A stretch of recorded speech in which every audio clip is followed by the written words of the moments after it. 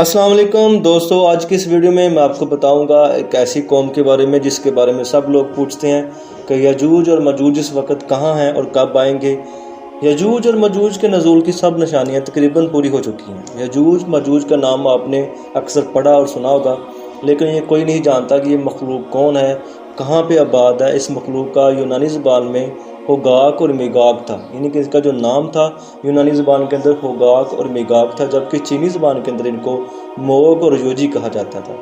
कुरान मजीद में इनका नाम यजूज और मजूज इस्तेमाल हुआ है। कुरान मजीद के मुताबिक जुल्करनैन को अपनी एक मुहिम के दौरान दो पहाड़ों के दरमियान एक ऐसी कौम मिली जिनकी चोटियों के दरमियान एक दरा था और पहाड़ के दूसरी जानब से सेथीन कबाइल के जंगली टाइप लटेरे जो कि यजूज मजूज कहलाते थे, टोलियों की शक्ल में आकर इस कौम पर लूटमार करते, कत्लो गारत करते।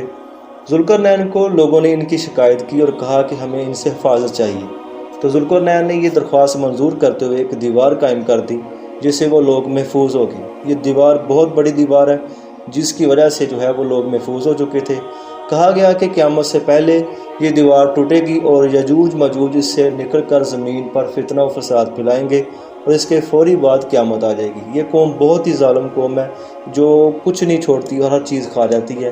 तो अल्लाह ताला इस कौम से बचाए, हमें और आपको सबको महफूज रखे। मेरी इस वीडियो को लाइक कर दे, चैनल को सब्सक्राइब कर दे। थैंक यू, अल्लाह हाफिज़।